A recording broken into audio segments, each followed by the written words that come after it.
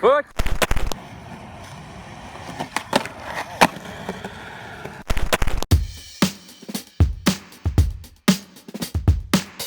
Mon nom c'est Théo Dallaire, puis ça fait à peu près 4 ans et demi que je fais du skate, puis mon skateur préféré c'est Nigel Houston. Pourquoi Nigel Houston? C'est parce que j'aime ça qu'il prend beaucoup de risques parce qu'il fait des très gros tricks, comme des nose grind puis des gros slides.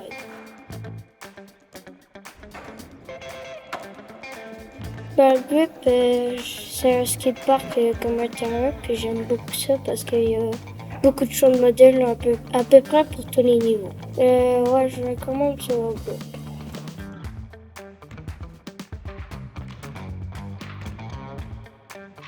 Mon skatepark préféré, c'est lui à Amos parce qu'il est neuf puis les modules sont cool. Lui que j'aime le moins, c'est lui à Roy parce que le module que s'il avait été mieux fait, ça aurait été mon préféré parce que genre la rampe est comme pas fait trop un mur rapidement.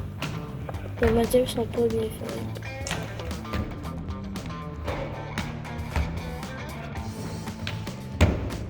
Mon trick préféré, c'est le 50-50 ou le 5-0 parce que je l'aime parce qu'il est quand même facile à apprendre puis il est cool.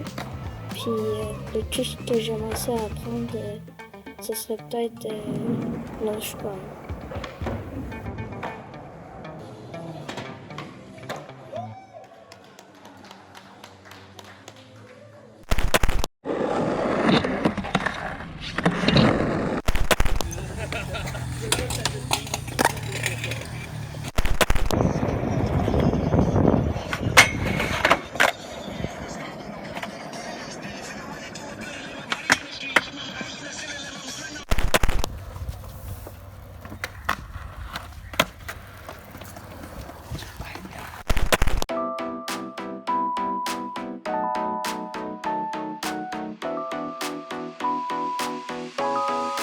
Mon nom c'est Jonathan Lemieux, j'ai 36 ans, puis je collectionne des boards depuis 2020. Ça a commencé, écoute, j'avais un ami du nom d'Alain Bergeron qui lui trippait pas mal là-dessus, puis m'a présenté un site un moment donné de WAF dans le fond. Puis j'ai commencé tout de suite ce site-là, genre j'ai commencé à faire acheter des balles sur des WAF là-dedans. J'ai gagné quelques fois, puis après ça j'ai commencé à en acheter. J'en ai acheté beaucoup de lui, donc j'en ai acheté beaucoup d'internet aussi.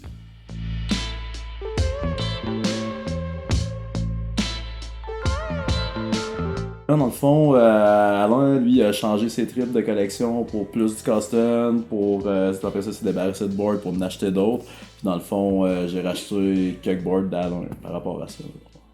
Écoute, en ce moment, ma thématique, je te dis, c'est assez free for all. J'aime beaucoup les Zero. J'aime beaucoup, en ce moment, je vais beaucoup tout avec les riders que j'aime en startant. J'en ai quelques-uns signés, quelques-uns, écoute, qui sont juste rares. Mais en ce moment, là, je m'enligne plus sur les thématiques, probablement comme à cet hiver, là, j'ai goût de m'en racheter plusieurs cet hiver, je vais m'enligner sur les meilleures thématiques cet hiver. Ça va être probablement plus m'enligner sur des boards signés. Puis je vais aller beaucoup dans Zero, j'ai beaucoup Chris Cole, j'aimerais avoir beaucoup de boards de Chris Cole que j'aimerais essayer de récupérer cette année. Et d'un autre côté, j'aimerais récupérer une coupe de boards de Ryan Sheckler là, qui sont signés aussi que je voudrais avoir. J'en ai déjà quelques-uns, mais j'aimerais ça en ramasser plus. Écoute, Sheckler puis Chris Cole. Chris Cole parce que premièrement c'est mon rider préféré chez Zero, je pourrais dire.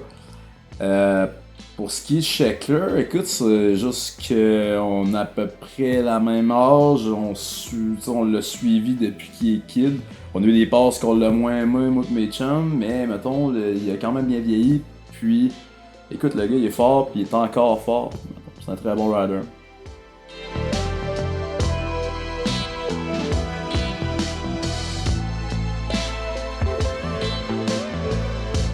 Mon board préféré dans ma collection. Écoute, j'en ai quelques-uns, mais mon préféré, je dirais mon D15. Mon D15 signé, c'est mon préféré. Sans ça, je traite beaucoup sur mon Natas aussi. C'est deux boards que j'ai eu de la même personne.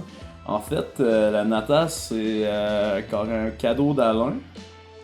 Puis, les Wansong, ça se trouve à être un board que j'ai récupéré d'un WAF d'Alain. Après que j'ai dit que j'y avais acheté pareil, mais finalement je l'ai gagné dans le WAF, fait que ça a juste bien fait. Un WAF, dans le fond, ça se trouve à être une personne qui veut soit se débarrasser d'un board, à place de le mettre en vente, ce qu'elle fait, ce qu'elle va vendre, mettons, une vingtaine de balles à 10$. Puis il fait un tirage dans le fond, en donnant des numéros à tout le monde, puis il sort des balles avec des numéros jusqu'au dernier, ce qui fait le principe du WAF.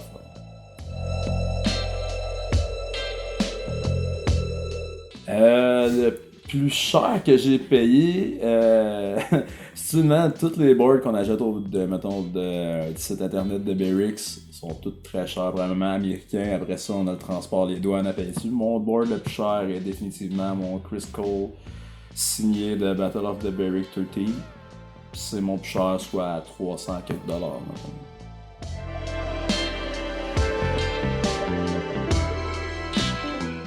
J'ai quelques séries, soit les Iron Maiden de Zero, j'ai les Beastie Boys de The Girl.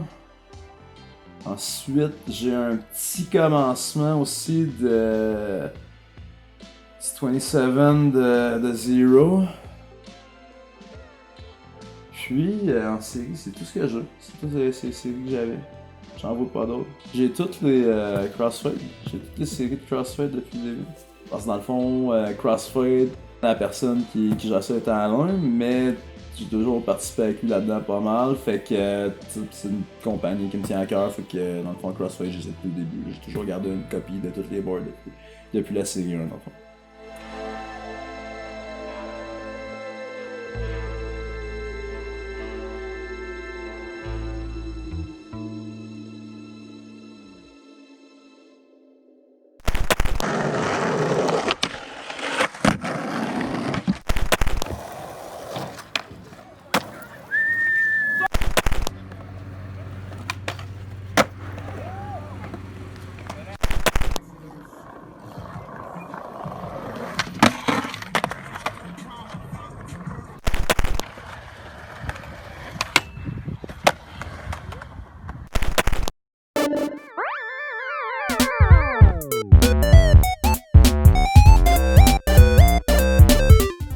Le skatepark de Barrault est le plus récent skatepark ayant été construit en région. D'une valeur totale de 260 000 $, il se place facilement dans les meilleurs skateparks de l'Abitibi-Témiscamingue, selon les commentaires des utilisateurs recueillis lors de l'inauguration officielle du 30 septembre dernier. La qualité et la diversité des modules font de ce skatepark un incontournable pour apprendre et ou pour perfectionner ses manœuvres. Les hauteurs et les angles des modules font que le skatepark est adapté à tous les niveaux. Les inconvénients principaux du skatepark sont bien sûr sa superficie, ainsi que le fait qu'il est construit en X. Il est très dangereux d'arriver au centre et de croiser un autre utilisateur qui arrive à toute vitesse partant d'un des coins. Il y a aussi un petit ledge un peu dangereux dans le coin de la pyramide où on peut se blesser en tombant. La mini-rampe est vraiment parfaite, un peu petite, mais il y en a une plus grosse aussi, construite sous le même moule, donc on peut pratiquer des manœuvres et aller les perfectionner dans un modèle plus grand.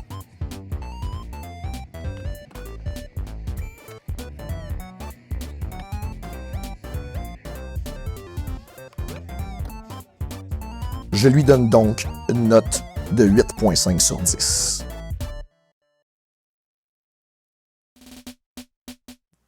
Les pour, hauteur, angle des modules, qualité des modules, diversité du choix des modules. Les contre, la superficie, le format en X et le petit ledge dangereux.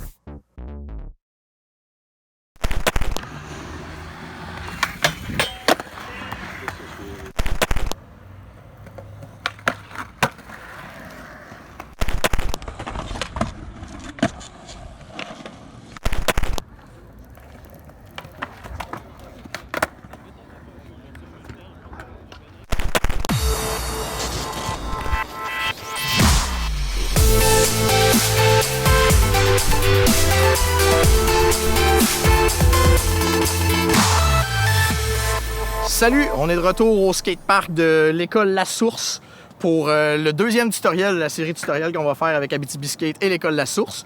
Aujourd'hui, on apprend le 50-50, une suite au premier tutoriel qui était le ollie. Le 50-50, dans le fond, c'est un grind. Ça consiste à rouler, sauter, embarquer sur un module avec nos trucks sur le coin en fer et débarquer au bout.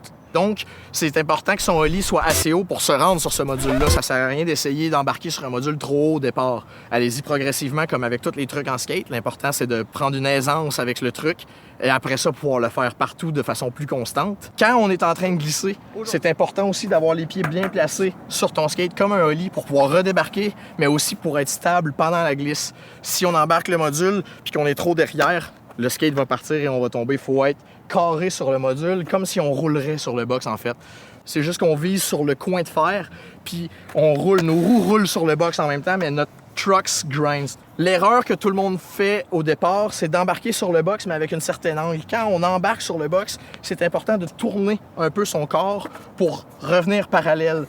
C'est important de bien barrer ses roues, qu'on appelle. Il faut vraiment que notre roue aille accoter sur le coin pour avoir plus de stabilité. Si elle n'accote pas, on va être trop en équilibre sur le coin et on va avoir moins de contrôle sur notre slide.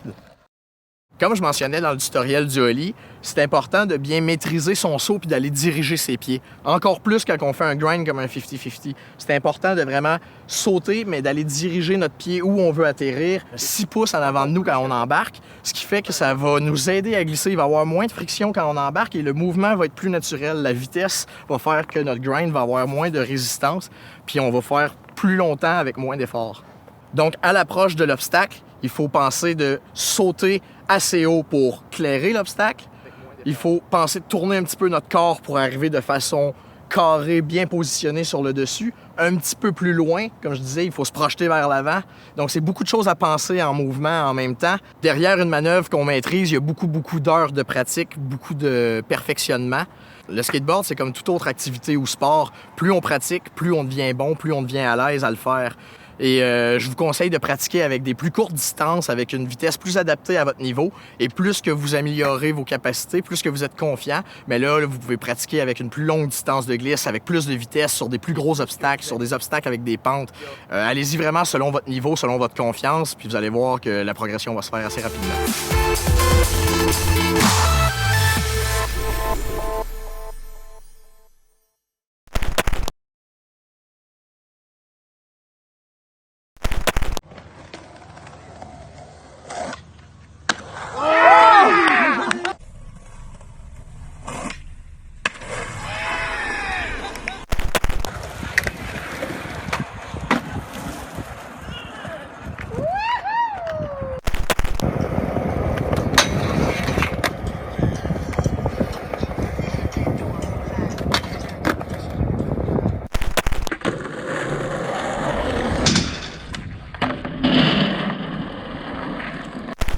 Abitibi Skate a organisé la première compétition régionale de skateboard en Abitibi-Témiscamingue.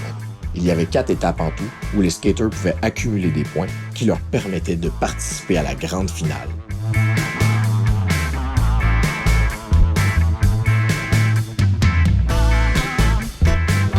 Abitibi Skate Jam.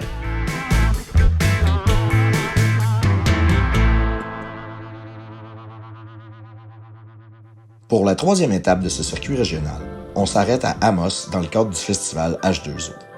Il annonçait beaucoup de pluie pour cette journée-là, donc le début de journée était assez mollo, meilleur moment pour se réchauffer dans la rampe.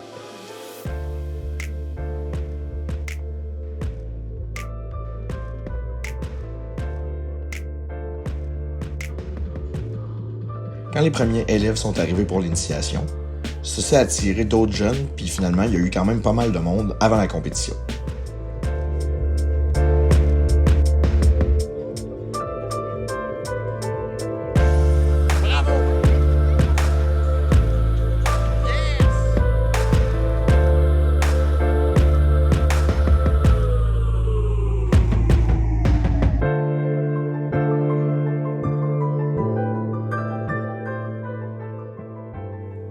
Les critères d'évaluation sont l'utilisation d'espace, la variété des manœuvres et la difficulté des manœuvres effectuées.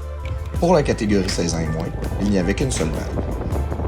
Zachary Morin, Emma Gagnon-Lavallée et Paul-Alexis Giroux.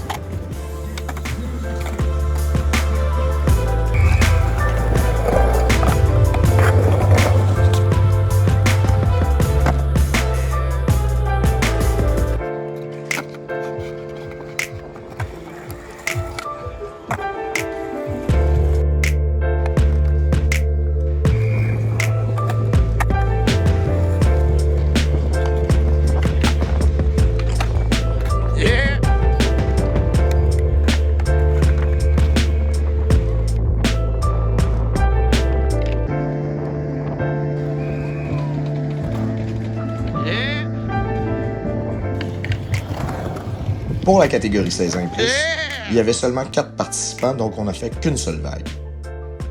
Rémi Potvin, Dave Tessier, Ricky Belair et Élie Jacob Turmel.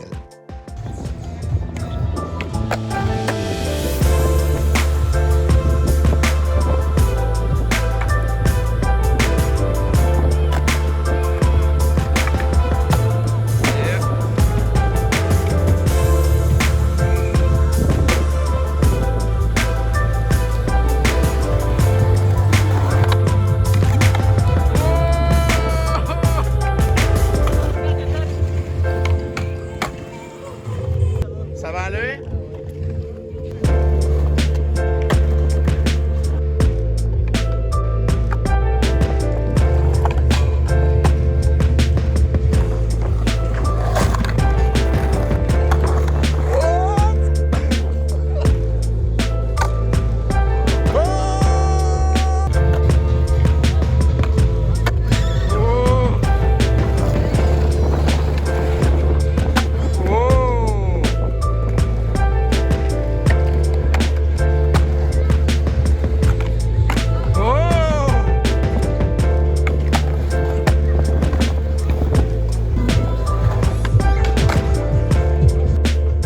T'étais proche du ledge?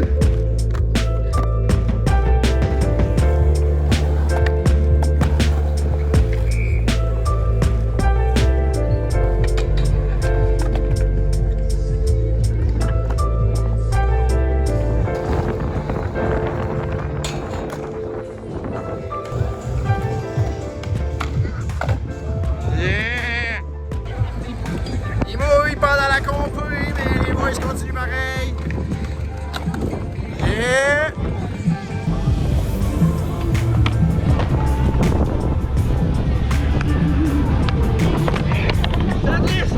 Ouais, c'est entrissant.